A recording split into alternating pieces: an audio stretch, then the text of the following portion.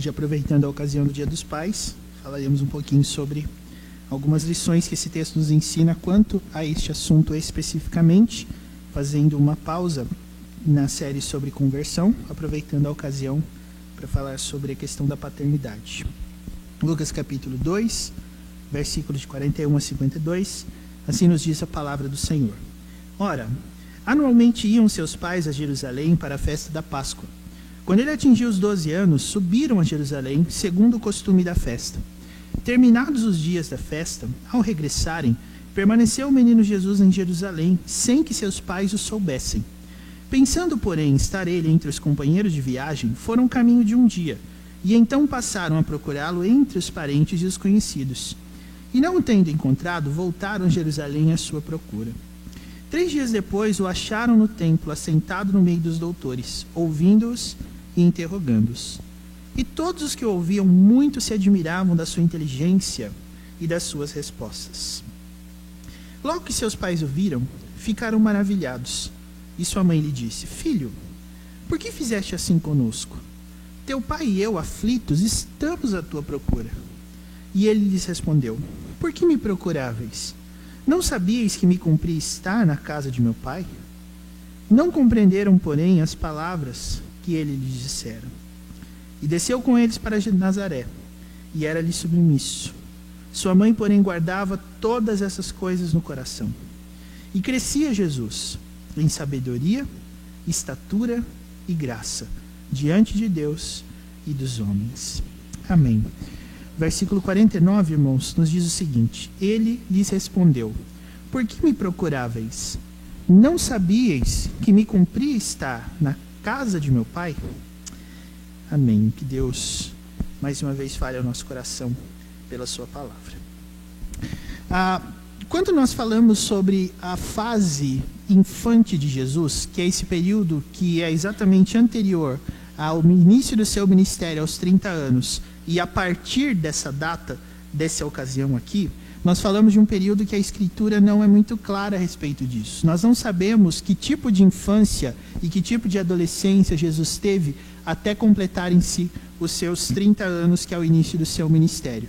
Mas nós temos aqui, meus irmãos, os evangelhos organizados de tal forma que a vida de Jesus é dividida a partir do início do seu ministério, porque essa é a parte que cumpria que todos os evangelistas falassem sobre. Se você ler, por exemplo, os evangelhos ditos sinóticos ou parecidos, Mateus, Marcos e Lucas, vocês vão perceber que a ênfase deles está no momento em que Jesus é batizado e é enviado então por Deus, depois de ser tentado pelo diabo, para começar o seu ministério. João tem uma abordagem diferente, porque mostra Jesus como pré-existente, antes mesmo do seu nascimento ele já existia, porque ele era o Verbo e o Verbo que estava com Deus. Não temos muitas páginas da Escritura dedicadas à maneira que Jesus cresceu e foi criança, mas Lucas, por ter feito um trabalho de pesquisa mais acurado, detalha esse acontecimento de maneira exclusiva. A única parte da Bíblia que nos fala alguma coisa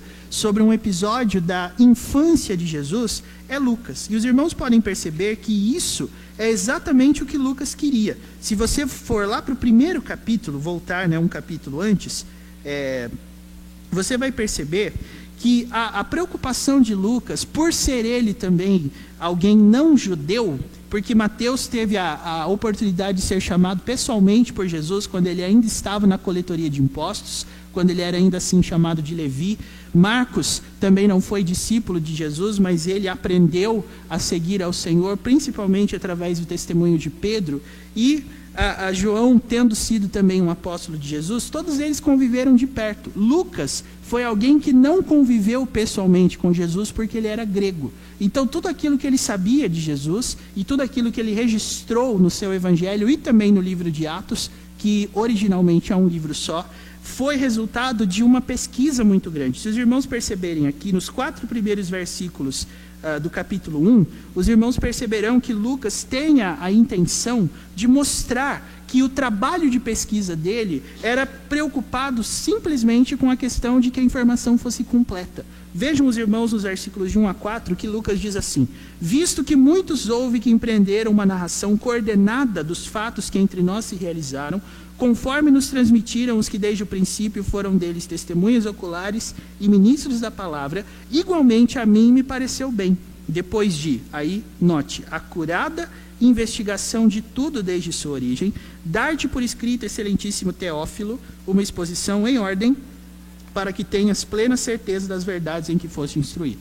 Então Lucas tem uma abordagem muito preocupada com a exatidão histórica. Por isso que os irmãos vão perceber que Lucas visivelmente faz referências a imperadores, a reis, para que Teófilo tivesse certeza que os fatos que ele estava contando eram fatos reais, eram fatos de fato verídicos, com perdão do pleonasmo aí, para que, versículo 4, ele tivesse plena certeza das verdades. A obra de Cristo, irmãos, muito longe de ser considerada meramente um evento e um acontecimento histórico, comunica algumas verdades sobre nós mesmos. E é por isso que nasce no coração de algumas pessoas um ódio da Escritura, porque não é simplesmente crer ou não crer na existência de Cristo, mas porque a obra de Cristo está totalmente comprometida com a salvação do povo pelos pecados. Então, quando alguém tenta desautorizar a Escritura, o que ela está tentando, na verdade, não é colocar uma dúvida sobre a historicidade dos fatos, mas sobre a aplicabilidade dos fatos no coração.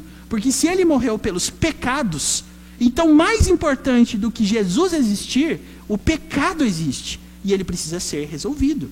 Todas as vezes que a Escritura fala de maneira mais dura ao coração dos homens, eles tentam de todas as formas calar a voz da Escritura, jogando argumentações como: ah, mas será que é isso mesmo que ela diz? Mas será que isso mesmo aconteceu? Será que essas coisas são assim mesmo? Se a Escritura não fosse um livro que nos lesse de maneira tão perfeita, ela seria apenas mais um livro de histórias que as pessoas leriam, procurando ali alguma coisa ou outra para se basearem em termos de princípios gerais dos seus dias. Lucas sabia disso. E porque ele sabia disso, a pesquisa dele foi com esse objetivo. Ele queria exatidão histórica, para que Teófilo, e aqui nós não sabemos, os estudiosos divergem se Teófilo era uma pessoa mesmo, ou se Teófilo era um nome genérico dado a um grupo de cristãos, porque a palavra Teófilo no grego significa amigo de Deus, vem de teós e filós, ou filéu, se você pensar no verbo.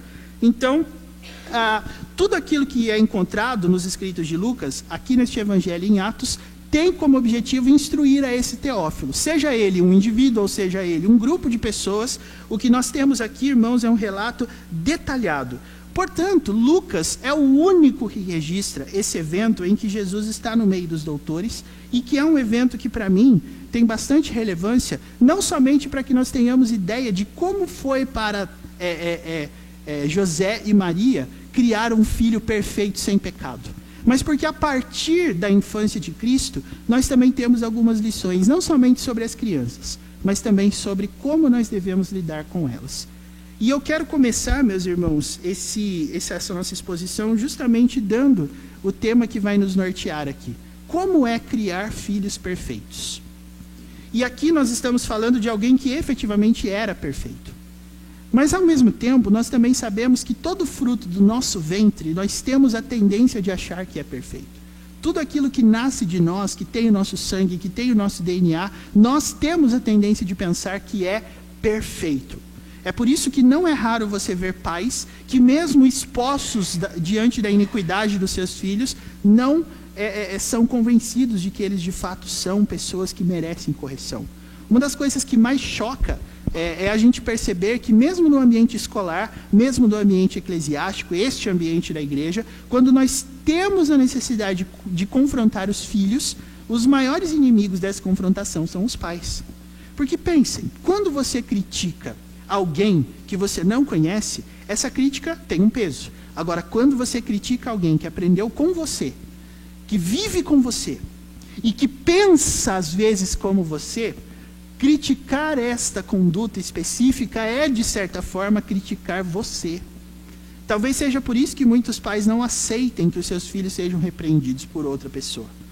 Mas esses, meus irmãos, são princípios que nós devemos pensar que até mesmo Jesus submeteu a eles. Veja que mesmo Jesus sendo uma criança perfeita, o texto diz, no versículo 51, por exemplo, que ele era submisso aos seus pais. Então pense só, o que isso significa? Um filho perfeito, sem pecado, sem defeito, submisso a pessoas imperfeitas.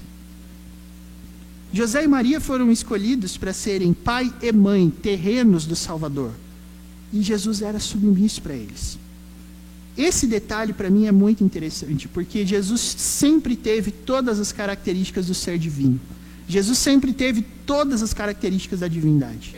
Jesus sempre foi Deus e sempre foi homem, da mesma forma, do mesmo jeito e de forma plena.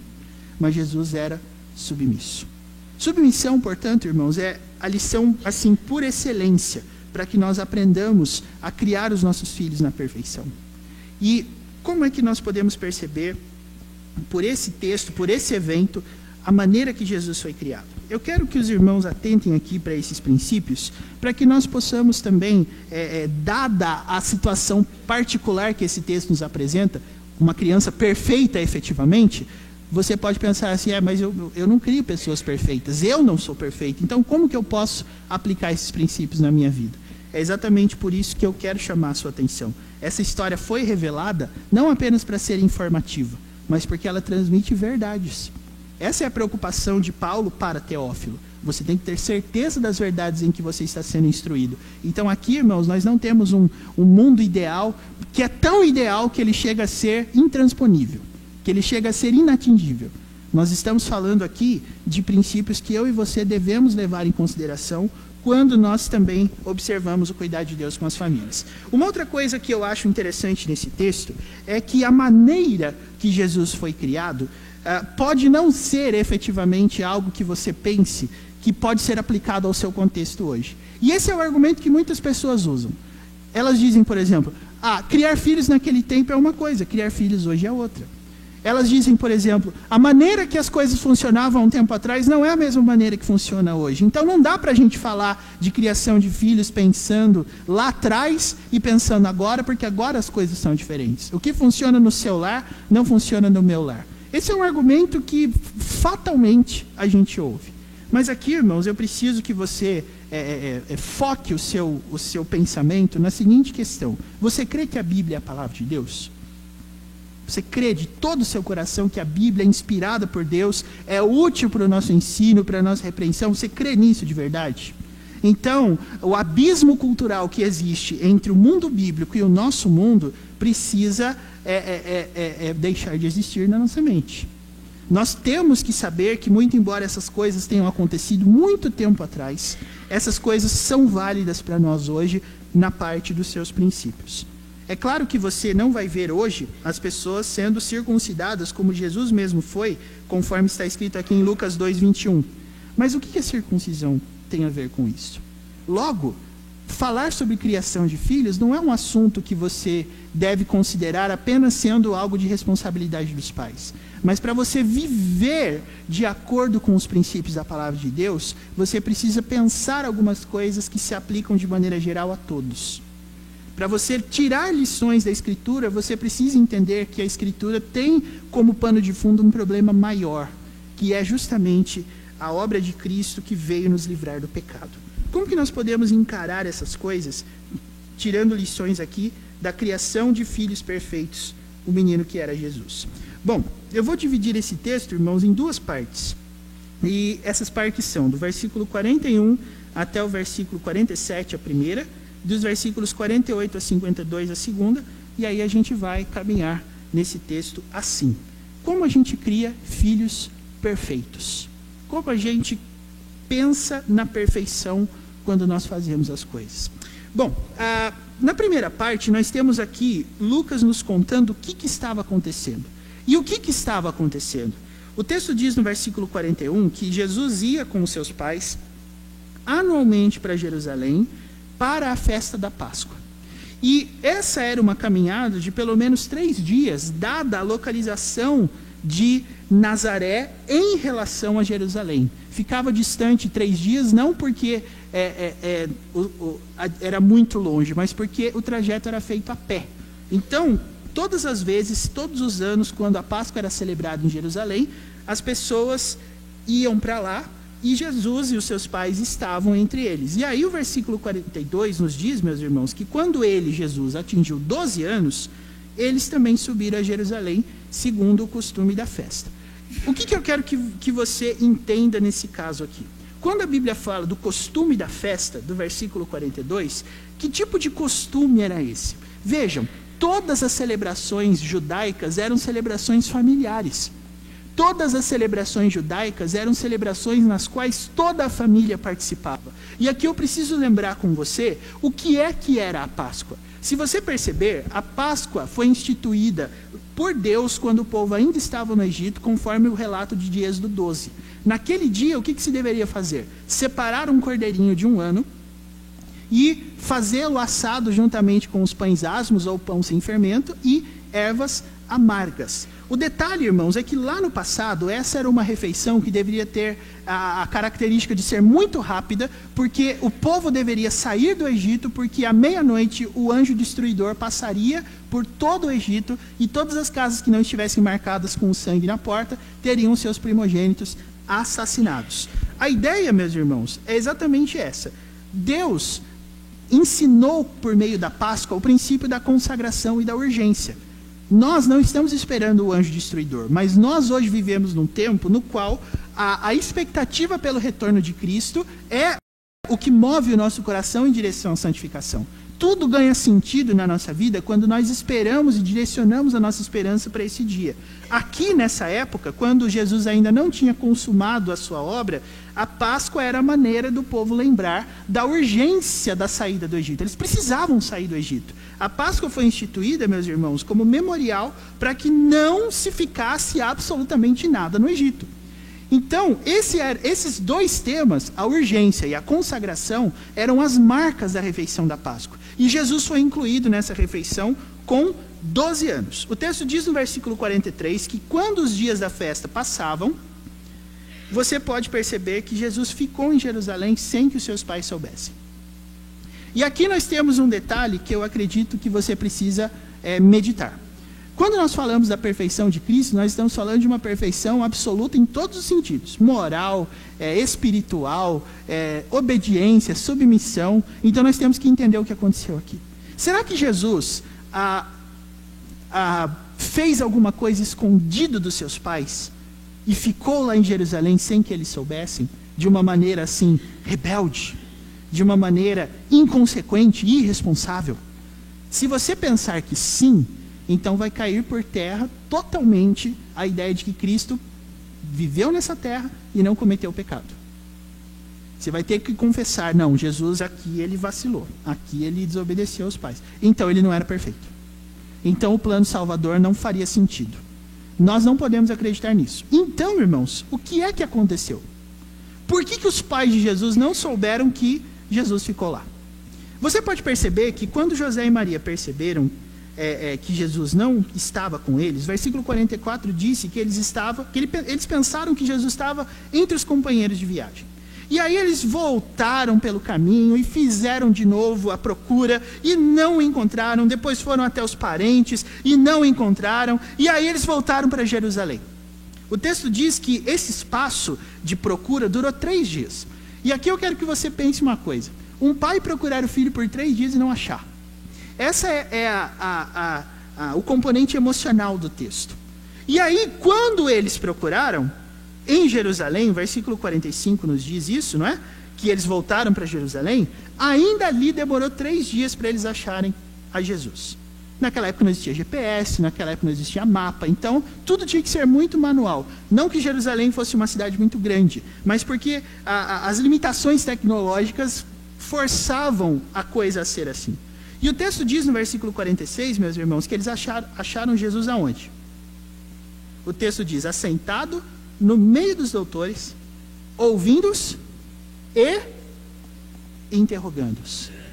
Ali estava o menino de 12 anos, sentado no meio dos doutores, ouvindo o que eles tinham a dizer e interrogando-os.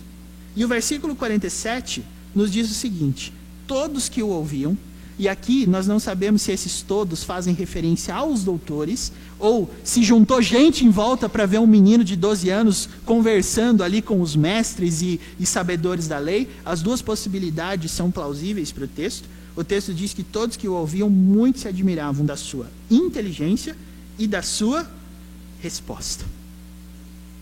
E esse é o primeiro ponto aqui do nosso texto. Por que os pais de Jesus acharam, meus irmãos, que Jesus tinha voltado e não que ele tinha ficado? Por que os pais de Jesus pensaram que Jesus era uma criança que, como qualquer pessoa de 12 anos que é normal, por assim dizer, normal num contexto mais social, mais específico, por que ele não estaria no templo? E é exatamente isso que eu quero que você pense. Da onde veio essa inteligência e as respostas de Jesus? Você pode pensar assim, vieram, obviamente, da onisciência dele. Não, irmãos. Porque a maneira que Jesus crescia, a Bíblia diz que, inclusive, o versículo 52 é muito claro, né? Jesus não nasceu pleno. Jesus teve um desenvolvimento intelectual gradual como todo ser humano. O texto diz que ele crescia em sabedoria, estatura e graça diante de Deus e dos homens. Então a maturidade de Cristo não foi uma maturidade anormal. O que eu quero que você entenda é que aquilo que aconteceu com Cristo pode acontecer com qualquer pessoa. Pode acontecer com qualquer criança, contanto que algumas coisas sejam feitas conforme os pais de Jesus fizeram.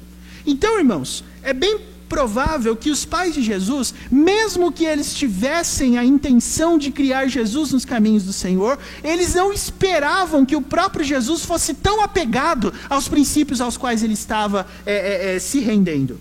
E observem aqui, irmãos, da onde veio a inteligência e as respostas de Jesus que impressionaram os doutores. Veja o que diz o versículo 39.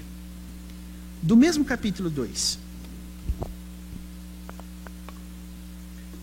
O texto diz no versículo 39 assim, cumpridas todas as ordenanças segundo a lei do Senhor. Voltaram para a Galileia, para a sua cidade de Nazaré.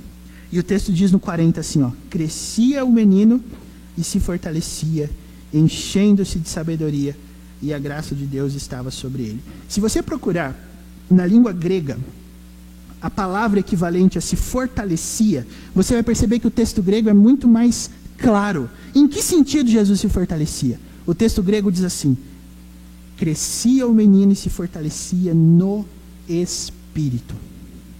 Ou seja, Jesus estava, meus irmãos, a partir das ordenanças segundo a lei do Senhor, crescendo de maneira que qualquer pessoa pode crescer. Para que você crie uma criança nos caminhos do Senhor, você não pode jamais subestimar a inteligência, a sabedoria e o apego que as pessoas têm à palavra de Deus revelada. Enquanto nós estivermos pensando que a palavra de Deus é coisa para gente grande, ninguém vai crescer, nem mesmo os adultos. Existem alguns temas que nós trabalhamos e a gente tem a mania de pensar que quando a gente fala, por exemplo, sobre casamento, nós estamos falando de um tema que apenas as pessoas que têm interesse nele vão poder viver. Mas como você lê lá o texto de Efésios, você vai perceber que qual é a coisa que explica melhor a união do marido e da mulher? Maridos, amai as vossas mulheres como Cristo amou a igreja e a si mesmo se entregou por ela. Pode ser que hoje você não esteja envolvido num casamento ou não queira se casar, mas uma coisa você tem que saber: o amor de Cristo pela igreja é a maneira que nós lidamos com todos os nossos relacionamentos onde envolve amor. E qual foi o amor de Cristo pela igreja? Ele se entregou por ela, segundo Efésios 5, para a santificar. Então, a santificação é o que norteia relacionamento. Se você diz que ama uma pessoa, mas você não tem coragem de chegar diante dela e apresentar a palavra de Deus para ela, você não ama. E eu quero que você pense que não foi assim que Jesus foi educado pelos seus pais. O texto diz no versículo 39 que todas as ordenanças segundo a lei do Senhor foram cumpridas na vida dele. E aqui eu vou dar um exemplo para você de quais eram essas ordenanças. Os versículos 21 a 24 Vamos falar sobre duas delas. Primeira, a circuncisão. O texto diz que quando Jesus completou 8 dias, ele foi circuncidado. Essa era a ordem que Deus deu lá no passado. Essa, inclusive, irmãos, é a nossa base para batizar criança. Nós acreditamos que quando o Senhor Jesus veio e consumou a sua obra de salvação, o sinal visível da entrada na aliança não é mais a circuncisão, mas é o batismo. A igreja entendeu isso segundo Atos capítulo 15, porque os gentios, ou seja, os não israelitas estavam se convertendo, e existia um grupo lá que queria que eles se circuncidassem. Mas a igreja reunida em concílio com os apóstolos e presbíteros decidiu, não é mais necessário. Não é esse o espírito da lei. A lei diz que é preciso uma aliança externa, e essa aliança externa foi o batismo. Aí nós entendemos, irmãos, que não é muito tarde, nunca é muito tarde para você começar uma aliança com Deus. Isso se estende à família. Isso se estende à sua casa, isso se estende aos seus filhos. Se nós esperamos a maturidade chegar para que alguns assuntos sejam abordados e para que algumas ideias de compromisso sejam exigidas, nós estaremos conduzindo os nossos filhos de maneira totalmente antagônica à maneira que Cristo foi criado no lar dele. Cristo, irmãos, é a prova de que se nós fizermos o que a palavra de Deus manda nós fazermos, nós vamos ter sucesso na nossa empreitada de ensinar os nossos filhos, não a serem bons advogados, não a serem bons cientistas, não a serem bons pesquisadores, mas para temerem ao Senhor. Porque esse é o objetivo da criação de filhos. Esse é o objetivo dos relacionamentos humanos. Dizer que nós amamos as nossas mulheres como Cristo amou a igreja, tem a ver com o fato de que quando nós nos aproximamos de alguém, nós pressupomos uma necessidade de um confronto sobre santificação. Nós não usamos relacionamento apenas para ser uma maneira de realização pessoal. Nós não usamos relacionamento para que eu seja feliz. E aqui eu compartilho com vocês uma lição que eu aprendi. Que agora ela virou frase espalhada aí pelas redes sociais, mas quando eu estava em aula com esse professor, reverendo Weber Júnior, num dos módulos que eu tive com ele ano passado lá no mestrado, ele disse assim: sabe por que nós amamos a igreja? Sabe por que você pode dizer que ama a sua igreja? Se você disser que você ama a sua igreja porque ela é uma bênção na sua vida, você ama a sua igreja porque você ama os irmãos da sua igreja, você ama a sua igreja porque você tem uma história conectada com a sua igreja, então você não ama a igreja. Sabe por quê? Porque quando você for a uma outra igreja, você não vai se sentir tão em casa quanto na sua. A igreja do Senhor é um campo muito mais amplo do que simplesmente essa porção de pessoas com as quais nós nos reunimos aqui. Sabe qual é o motivo principal que nos leva a amar a igreja, meus irmãos? É porque Cristo a amou. É porque Cristo se entregou por ela. Nós amamos a igreja porque Cristo amou a igreja. Quando eu penso na igreja, eu penso num grupo muito maior do que esse grupo. É claro que nós demonstramos o nosso amor, nós demonstramos o nosso afeto, e você deve fazer isso. Agora, essa sensação que a gente sente, às vezes eu vou em outro lugar, eu me sinto assim tão deslocado, eu me sinto tão peixe fora d'água. Não existe em lugar nenhum como a nossa casa. Isso não existe. E é exatamente isso que você e eu aprendemos quando nós observamos a maneira que Jesus foi criado.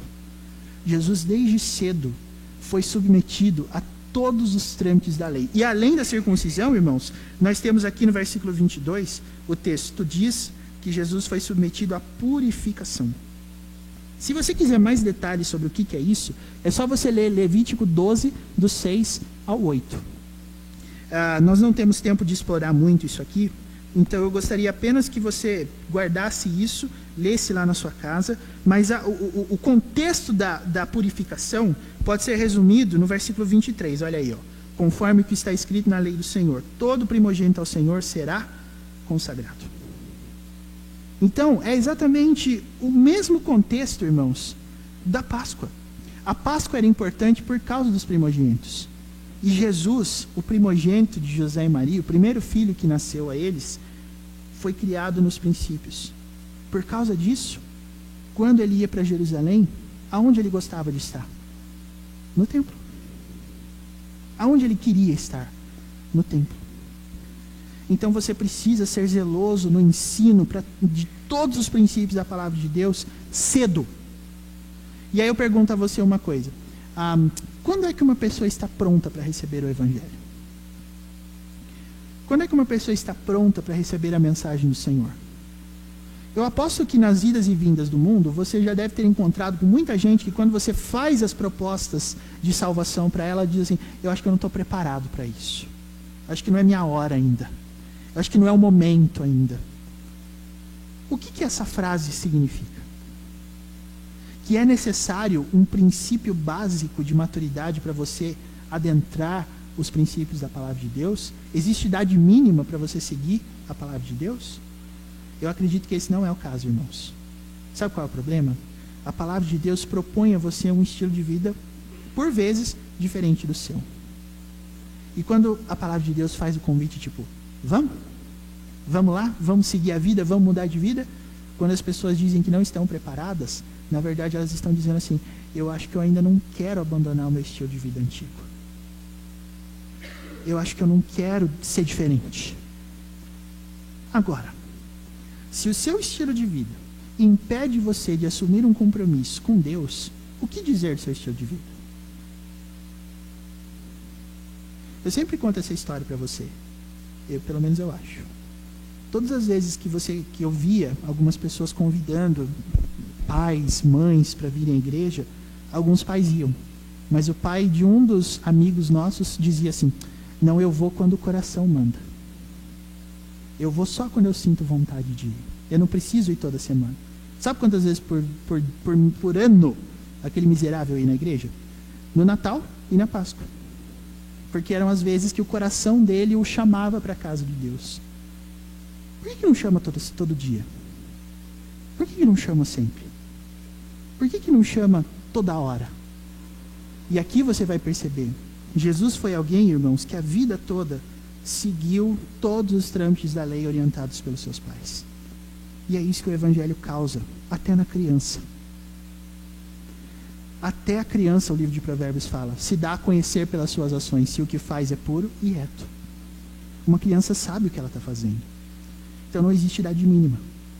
Se não existe idade mínima, eu quero reavaliar com você a seguinte conduta. Com que idade você acha que a gente precisa começar a falar sério em relação ao Evangelho? Quando eu digo falar sério, eu digo o seguinte, você já aprendeu quem é Jesus? Você já aprendeu o que é o pecado? Você já aprendeu o que é salvação? Você já aprendeu o que é santificação? Já aprendeu o que é céu? Já aprendeu o que é inferno? Então o que você está esperando? Essa é a conversa que eu estou querendo que você entenda. Com quanto tempo você acha que é preciso para que você confronte alguém com esses princípios do Evangelho? Você está esperando o quê para fazer isso? Os pais de Jesus não esperaram, irmãos. Qual foi o resultado que eles escolheram? Um menino que não saía do templo. Um menino que surpreendia os doutores com a inteligência dele. Alguém que aprendeu desde criança a andar nos caminhos do Senhor e a andar na lei do Senhor. Por isso, você pai principalmente, porque eu acredito que biblicamente esse papel é seu. Você precisa ser o referencial de templo, de Deus para a vida dos seus filhos. Você precisa ser a pessoa que o seu filho olha e diz assim, o meu pai é o meu herói, sabe por quê? Porque foi com ele que eu aprendi a amar o Senhor. Na sua graça, irmãos, se você não nasceu num lar cristão, ou se você veio a amadurecer nas coisas de Deus, só com o tempo, Deus usa a sua igreja para despertar fé nos seus filhos. Mas existe uma coisa que mata o coração de alguém que cresce num lar, que não tem a família como referencial de fé. É o fato de que ela precisa se espelhar em outras pessoas. E na prática, sabe o que acontece? Quando você tem um lar onde os pais não são referência, então essa criança, esse adolescente, esse jovem, vão pedir conselho, sabe para quem? Para os líderes que eles têm. Vão pedir conselhos para os conselheiros da UCP, para os conselheiros da UPA, para os conselheiros da mocidade, para o pastor, para os presbíteros. Por quê? Porque ele não tem o privilégio de ter na sua casa alguém que aprende desde cedo e que ensina desde cedo a amar o Senhor. E isso é sério, irmãos. Isso é sério, sabe por quê? Porque é por isso que as famílias do nosso tempo estão se tornando totalmente desconjuntadas. O pai fala, o filho não ouve. A mãe fala, o filho finge que não vê. O filho acha que ele pode fazer o que quiser, porque a mãe dele não está ali em cima dele, porque o pai não está ali em cima dele. Não era o caso de Jesus. E esse é o primeiro princípio. Se você quer criar filhos na perfeição, se você quer criar filhos perfeitos, cumpra os trâmites da lei de Deus. Faça aquilo que a palavra de Deus te orienta. Seja você a pessoa que leva o seu filho para a igreja. Seja você a pessoa que conduz o seu filho para a igreja. E como eu sei que o meu tempo já estourou, me permitam, irmão, só encerrar isso aqui a partir dos versículos 48 a 52. Vejam que os pais de Jesus viram a Cristo ali no meio do templo, no versículo 48, eles ficaram maravilhados. E o texto dá um destaque muito interessante para Maria, porque não que José não tivesse ficado preocupado, mas sempre que os pais de Jesus estão colocados em evidência na Bíblia, é sempre a mãe. E aí você pode pensar assim, é porque Maria tinha uma coisa especial. Não, é porque a palavra de Deus faz isso mesmo. Fazendo uma pequena pesquisa, irmão, a gente percebe o seguinte: que exemplos bons de pais na Bíblia você tem? Histórias de pais que foram bons pais. Se você começar, por exemplo, a ler o livro dos reis, você vai perceber que a grande maioria dos reis foram pais ruins. Ele fez o que era mal perante o Senhor, seu filho fez o que era mal perante o Senhor, e Deus puniu o povo através dele. Agora, quando você vê no evangelho, nos 4 evangelhos, você tem Jairo, que a sua filha morreu e ele foi procurar Jesus. Você tem lá o centurião, que tinha lá o seu servo, mas que ele tinha muito carinho, por isso ele chamava o meu menino, o meu rapaz, o meu servo está muito doente. Mas, irmão, sempre que você tem as pessoas indo para Jesus, pedindo para salvarem o filho, quem ia? O pai ou a mãe? A mãe. Sempre a mãe. E o que é isso? É para dizer que a mãe é especial? Não, é para dizer que os pais não estão fazendo a parte deles. Esse é o negócio. E aí você vai ver que no caso de Jesus, a mãe, olha só a mãe, né? Filho, por que fizeste assim conosco? Teu pai e eu, aflitos, estávamos à tua procura. Se você procurar lá no grego essa ideia de aflitos, o texto diz que, na verdade, a frase é mais ou menos assim: teu pai e eu estávamos sentindo dor. Nós estávamos consumindo por dentro. Mas o porta-voz, né, dos pais era a mãe, no caso de Jesus ali. Aí no versículo 49, Jesus dá uma resposta. Ele fala assim: vocês estavam me procurando por quê? Por que vocês estavam me procurando? Aí você podia pensar, Jesus respondendo os pais, olha que feio. Olha que exemplo ruim. Não, irmão, Jesus não fazia isso. Jesus não podia fazer isso, senão toda a obra de salvação ia por água abaixo. Então Jesus não estava respondendo seus pais. Mas olha a resposta que ele deu. Por que me procuráveis? Não sabias que me cumpria estar na casa de meu pai? Em outras palavras, Jesus disse assim: vocês não sabiam que eu precisava estar aqui com o meu pai? E aí eu pergunto a vocês, irmãos, o pai aqui no caso, Deus, como é que Deus estava presente lá? O texto cita os doutores, o texto cita as pessoas que estavam assistindo, mas o texto dá a entender de alguma forma que Deus pessoalmente estava lá? O texto deu a entender que Jesus entendeu por alguma razão desconhecida para nós que indo lá para casa ele ia encontrar o Pai pessoalmente, ia conversar pessoalmente com ele? Obviamente não. Mas quando Jesus diz, não sabias que me cumpria estar na casa de meu Pai? Vocês não sabiam que eu precisava estar com o meu Pai? Jesus estava falando de quê, irmãos? O que tinha naquele lugar que era a marca inequívoca da presença de Deus? A resposta é uma só. O que é que tinha lá? A palavra de Deus. Jesus era uma pessoa apaixonada pela palavra de Deus. E eu lhe pergunto, como é que Jesus aprendeu a ler? Sozinho? Jesus era uma criança prodígio? Jesus era uma criança que quando estava com fome, porque como ele era Deus, ele fazia assim e aparecia a mamadeira? Lógico que não.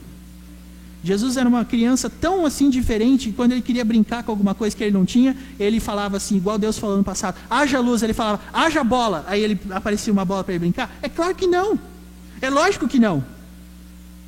A ideia de um filho superpoderoso, às vezes tem isso para nós, né? Às vezes a gente pensa assim, porque as crianças superpoderosas que a gente vê nos filmes e tal, elas se cuidam sozinhas, é uma beleza. Jesus era perfeito de uma tal forma, irmãos, que a perfeição dele era manifestada, sabe aonde? Na submissão. Então, como uma pessoa submissa, adivinha só por que Jesus aprendeu a amar a palavra de Deus? Quem ensinou para ele? Os pais. Então, olha que coisa interessante. Quando você, pai, quando você, mãe, estão lidando com os seus filhos, a melhor maneira de você fazer isso é entendendo, fazendo seu filho entender que você na vida dele é mais do que simplesmente um provedor, um herói ou um príncipe. Você é o representante de Deus na vida dele. Você é o representante da Trindade Santa na vida dele. Você é a referência para o cuidado de Deus na vida dele. Não por acaso, irmãos, esse texto aqui é o primeiro texto que menciona no Evangelho de Lucas alguém chamando Deus de Pai. Como é que Jesus nos ensina a lidar com o Pai? A primeira coisa é a submissão. Você não aprende a amar o Pai sem submissão. Então, o seu filho não é submisso a você só naquelas horas em que você tem que comprar alguma coisa na padaria e não tem tempo, ou que você precisa comprar alguma coisa do mercado e não tem tempo, ou que você está com preguiça de ir lá na cozinha e buscar um copo d'água e aí o seu filho serve para isso, ou para abrir o portão caso o seu portão não seja automático. Não é para isso que o seu filho serve. O seu filho deve se submeter a você da mesma forma que ele se submete a Cristo. Sabe por que eu digo isso? Porque se o seu filho aprender a ter medo de você e não temer a Deus, vai ser mais ou menos assim: olha, eu não posso ir em tal lugar porque o meu pai é muito bravo, porque minha mãe é muito brava.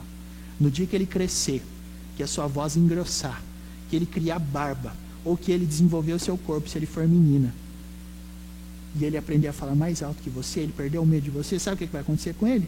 Ele vai virar totalmente a cabeça. E está lá você desesperado: ai meu Deus, aonde foi que eu errei?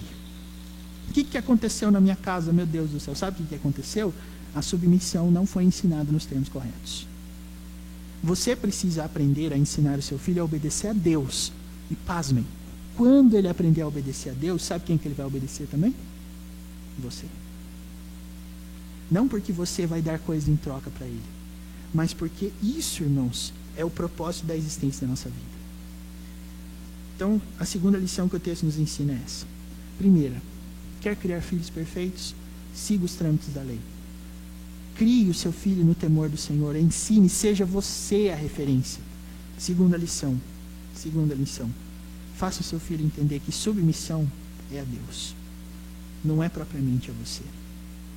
Não é propriamente a sua pessoa. O texto diz, versículo 51, assim, ó: e desceu com eles para Nazaré e era-lhes submisso. E Maria era uma pessoa, de fato, madura.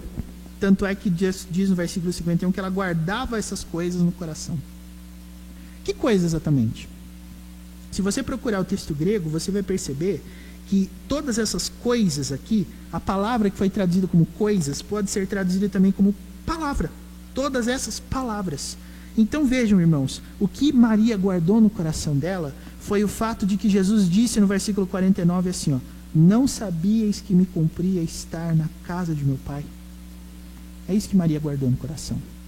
Uma criança apaixonada pela casa de Deus. Sabe como é que você cria filhos? Temor do Senhor. Palavra de Deus. Você precisa ser a referência. E aí o versículo 52 diz o seguinte: olha o prêmio que nós vamos ter.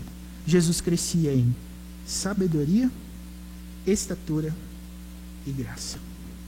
O crescimento de Jesus era um crescimento saudável, porque era um crescimento também interno. Jesus não apenas ficava grande, mas Jesus ficava maduro. Jesus ficava cada vez mais esperto na palavra de Deus. Esse, irmãos, é o último evento dessa fase de 12 anos. O próximo evento narrado pelos evangelistas é aos 30, quando Jesus é batizado. O que aconteceu dos 12 aos 30 anos a gente não sabe. Mas uma coisa a gente sabia: aos 12 anos, Jesus crescia em sabedoria, estatura e graça. Sabedoria, estatura e graça. Com quantos anos você acha que você vai crescer em sabedoria, estatura e graça? Deixa eu te perguntar outra coisa, então. Quem aqui tem 12 anos, como Jesus tinha nesse texto? Não, né? Ok. Então, deixa eu te perguntar outra coisa. Você cresce em sabedoria, estatura e graça diante de Deus dos homens? Fomos ultrapassados por uma criança de 12 anos, irmãos. O menino de 12 anos estava melhor que nós. Mas sabe por quê? Porque ele entendia qual era o papel da palavra de Deus na vida dele. Então, você quer crescer em sabedoria, estatura e graça? O que você vai fazer? Leia a Bíblia e faça oração. O segredo que todo mundo conhece, não é? E quem não olha a Bíblia não lê? Eu sei que você sabe. Quem não olha a Bíblia não lê? Diminuirá. Irmãos, é impressionante o nível de maturidade que a gente tem em alguns lugares, partindo de pessoas adultas. Pessoas adultas fazem coisas absurdas. Aí você pode pensar assim, é verdade, pastor, a gente vê os políticos fazendo cada coisa aí, a gente vê as pessoas aí da mídia falando cada besteira. Eu não estou falando disso. Isso também. Mas se você pegar a maneira que algumas pessoas reagem à pregação da palavra de Deus nos corações delas, vejam, elas não concordam com a mensagem, elas querem matar o mensageiro. Elas não concordam com o confronto, elas querem que o confrontador pare de falar. Ah, pastor, do que o senhor está falando? Simples assim. Aqui no mesmo Evangelho de Lucas, a gente tem uma história muito interessante. Herodes, governador Herodes, no aniversário dele, ganhou um presente. A filha da sua esposa, que não era filha dele propriamente, porque Herodes desposou a esposa do irmão dele, para vocês terem uma ideia. Aí a menina dançou, dançou não no sentido de se deu mal, dançou mesmo, tá? Fez uma dança lá, em homenagem lá ao aniversário de Herodes. Herodes gostou, e Herodes falou assim para ela, olha, o que você quer?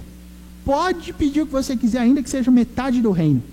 E orientada pela mãe, que não gostava de ver João Batista falando o tempo todo que ela estava numa união incestuosa, pecaminosa, sabe o que ela pediu? Ela falou assim, eu quero a cabeça de João Batista num prato. Você viu que essa história não é nova não, irmãos, ela é antiga mesmo. Mas sabe o que é isso? Isso é a reação natural das pessoas que são confrontadas pela palavra de Deus. Então, quando você perceber pela palavra de Deus que você está num caminho equivocado, a coisa mais madura que você pode fazer, a coisa mais submissa que você pode fazer é mudar de caminho. Que Deus ajude você a crescer como Jesus. E que, mesmo que você já tenha passado dos 12 anos, se você não vive nesse conceito de crescer continuamente em sabedoria, estatura e graça, que Deus conceda isso para você mediante a palavra. Porque esse é o meio que Jesus cresceu. Esse é o meio pelo qual Jesus cresceu, e esse é o meio pelo qual nós podemos crescer. Sabedoria, estatura e graça diante de Deus dos homens é com a lei de Deus. Que a lei de Deus seja valorizada no nosso coração, meus irmãos. Em nome de Jesus. Amém.